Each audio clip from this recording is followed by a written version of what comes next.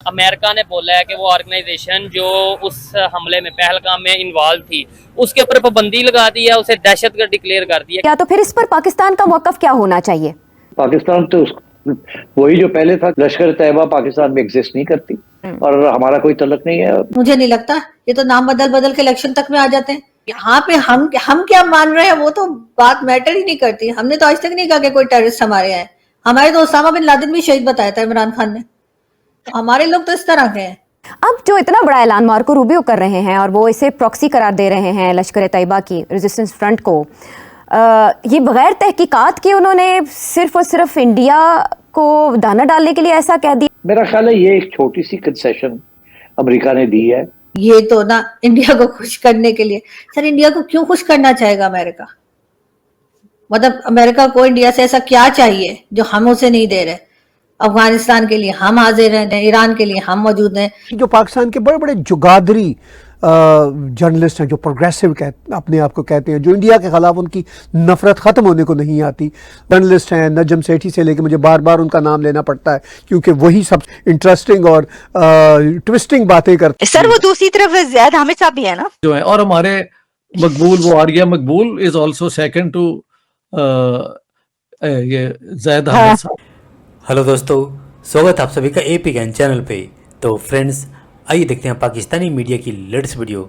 तो friends, Pakistani media का video इतना इंटरेस्टिंग है कि आपको देख सुन करके मज़ा आ जाएगा। और जिस तरह से इस वीडियो के अंदर पाकिस्तानी एनालिस्ट कमर चीमा और नजम सेठी को, जिनके बारे में ताहिर गोरा जो कि खुद एक पाकिस्तानी बॉर्न कैनेडियन सिटीजन है, उन्होंने जो अल्फाज का इस्तेमाल किया और बात की कि ये पाकिस्तान के जो सो कॉल्ड प्रोग्रेसिव जर्नलिस्ट हैं बड़े ही ट्विस्टिंग बातें करते हैं, सुनने में काफ़ी इंटरेस्टिंग लगा। और ऊपर से अभी ये जो बातें कर रहे हैं पाकिस्तानी कि अमेरिका ने भारत को खुश किया है, इससे कोई बात नहीं है। इनफैक्ट आज भी मेन मीडिया में यह न्यूज़ आ रही थी कि अमेरिकी राष्ट्रपति डोनाल्ड ट्रंप ने आज फिर से कुछ ऐसा बयान दिया है जो कि ऑब्वियसली भारत के खिलाफ है। वो तो है, लेकिन इस समय पाकिस्तानी मीडिया में काफ़ी बौखलाहट है क्योंकि पिछले कुछ समय से जो अमेरिका की तरफ से पाकिस्तान को और ऑब्वियसली ट्रंप की तरफ से पाकिस्तान को जो पुचकारा जा रहा था, ऑब्वियसली उसके पीछे जियोपॉलिटिक्स रीजन है।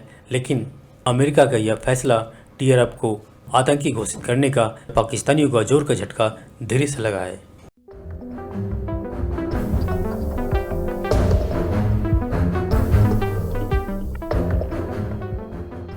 प्रोग्राम का आगाज़ करते हैं उस बड़ी खबर से जिसे बज़ाहिर भारत अपनी कामयाबी समझ रहा है, अपने नैरेटिव की कामयाबी समझ रहा है। पहलगाम अटैक के बाद मार्को रूबियो की जानिब से इस तौयत का ऐलान करना और फिर जयशंकर भारत की जानिब से इसका खैर मकदम किए जाना, क्या ये पाकिस्तान पर दबाव डालने की एक कड़ी है? क्या अमेरिका ने पहलगाम अटैक पर इंडिया का मौक़िफ़ तस्लीम कर लिया और तकरीबन 3 माह के अरसे के बाद ही ऐसा इक़दाम क्यों सामने आया है? मैं बताता हूँ क्यों। देखिए, इंडिया को बहुत बड़ा धक्का लगा। इंडिया की जितना भी बयानिया था पाकिस्तान के बारे में, वो हर जगह पे मुस्तरद कर दिया। किसी प्लेटफॉर्म से उन्हें सपोर्ट नहीं मिली कि पहलगाम जो हुआ है इसके पीछे पाकिस्तान का हाथ है। तो अब इस सूरत हाल में मैं पिछले दिनों में जो प्रोग्राम कर रहा था, मैं आपको बता रहा था कि बीजेपी का बुरा हाल है इस वक्त इंडिया में, और जयशंकर साहब का भी बड़ा बुरा हाल है क्योंकि उनकी सारी फॉरेन पॉलिसी फेल हो गई है। किसी मुल्क ने उनको सपोर्ट नहीं किया। अच्छा, इस सूरत हाल में तो इंडिया की पूरी कोशिश थी कि किसी तरीके के साथ डोनाल्ड ट्रंप को समझाया जाए या व्हाइट हाउस को समझाया जाए, अरे भाई हमारे लिए कुछ तो करो, हम तुम्हारे क्वाड के पार्टनर्स हैं और आप हमारे लिए कुछ भी नहीं कर रहे। कम से कम अगर पाकिस्तान को कंडेम नहीं करना तो कम से कम कुछ तो इशारा करें कि आप हमारा बयानिया आधा पूरा नहीं तो कुछ तो खरीदते हैं जी। तो ये बहुत प्रेशर था, इसमें कोई शक नहीं है। उन्होंने पूरी कोशिश की और उसकी थोड़ी सी कामयाबी उन्हें ये मिली है। तो मेरा ख्याल है this is a small crumb that he has thrown, India को दिया है कि अच्छा यार रिलैक्स करो, चलो ये कर देते हैं। हालांकि हमारा तो यही मौक़िफ़ रहा है कि पहली बात यह है कि उन्होंने तस्लीम किया, फिर जो भी हैं ये लोग उन्होंने तस्लीम किया, फिर उसके बाद डिनाई कर दिया। और हम तो काफी अरसे से कुछ लोग कह रहे हैं कि फॉल्स फ्लैग ऑपरेशन था। तो ये भी हो सकता है कि ये भी तंजीम जो इंडिया ने खुद बनाई हो, और पाकिस्तान ने तो बिल्कुल डिनाई कर दिया। अब जो इतना बड़ा ऐलान मार्को रूबियो कर रहे हैं और वो इसे प्रॉक्सी करार दे रहे हैं लश्कर तैयबा की रेजिस्टेंस फ्रंट को, ये बगैर तहकीकात के उन्होंने सिर्फ और सिर्फ इंडिया को दाना डालने के लिए ऐसा कह दिया, तो फिर इस पर पाकिस्तान का मौक़िफ़ क्या होना चाहिए? पाकिस्तान तो वही जो पहले था कि हमारा कोई तल्लुक नहीं है, लश्कर तैयबा पाकिस्तान में एग्जिस्ट नहीं करती उनके लोग जो हैं वो गिरफ्तार हुए हैं अंडर FATF और इंक्लूडिंग हाफिज सईद, और हमारा कोई तल्लुक नहीं है। Lashkar Taiba doesn't exist anymore, banned है। द रेजिस्टेंस फ्रंट, जिसको वो ये कह रहे हैं कि ये बेसिकली लश्कर तैयबा की प्रॉक्सी है। गवर्नमेंट ऑफ पाकिस्तान कहती है कि नहीं, उन्होंने रिस्पॉन्सिबिलिटी क्लेम नहीं की थी। अगर उन्होंने TRF को अगर कहा है कि जी आप ये मतलब टेरर ऑर्गेनाइजेशन है, तो फिर हम हर जगह टांग क्यों उड़ाते हैं, मुझे समझ में नहीं आता।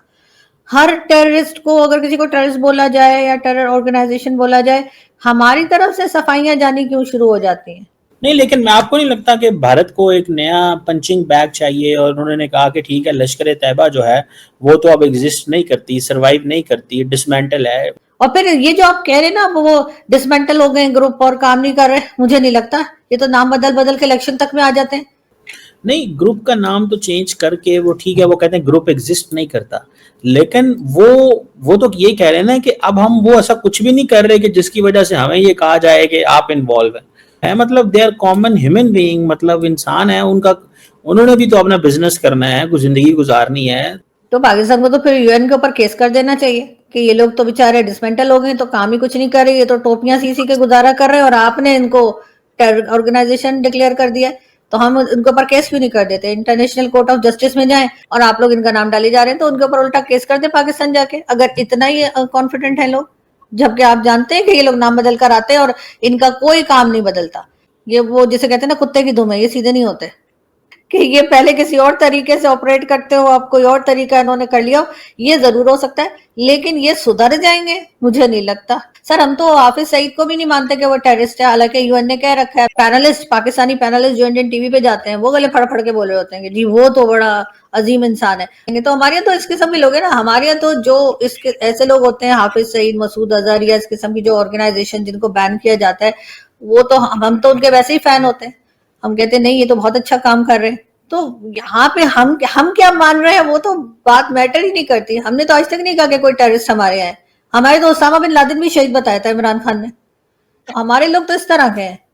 द रेजिस्टेंस फ्रंट जो लश्कर तैयबा और पाकिस्तान के जितने ये इनके नाम चाहे जितने मर्जी बदलते रहें, लश्कर तैयबा से रिलेटेड हरकतुल मुजाहिदीन, हरकतुल अंसार, पता नहीं क्या क्या इनके नाम है, हरकत के साथ लगे हुए, इन सब जहादी ग्रुपों की तरफ से एक नया रेजिस्टेंस फ्रंट सामने आया था। उसने पहलगाम के टेररिस्ट अटैक की जिम्मेदारी कबूल की थे। फिर पाकिस्तान की सरकार के मिनिस्टर्स, पॉलिटिशियंस, आर्मी जनरल्स अजीब व गरीब किस्म की जस्टिफिकेशन दे रहे थे, और पाकिस्तान के ये जो बड़े बड़े लिबरल इनके जर्नलिस्ट हैं, नजम सेठी से लेके, मुझे बार बार उनका नाम लेना पड़ता है क्योंकि वही सबसे इंटरेस्टिंग और ट्विस्टिंग बातें करते हैं, और एक तरफ प्रोग्रेसिव है, दूसरी तरफ पाकिस्तान आर्मी के टाउट हैं जो इंडिया के ख़िलाफ़ उनकी नफ़रत ख़त्म होने को नहीं आती। वो जो नजम सेठी और बहुत सारों ने कहा कि जी ये जो पहलगाम का टेररिस्ट अटैक था ये इंडिया ने खुद ही करवाया था, लेकिन दुनिया के किसी देश ने इस स्टूपिड बात को जो नजम सेठी कहते रहे और उन जैसे और भी बहुत सारे कहते रहे, उसको नहीं बाय किया। और अल्टीमेटली अमेरिका ने आज ही US स्टेट डिपार्टमेंट ने कहा कि resistant front designated foreign terrorist organization, ये एक बहुत बड़ी खबर है।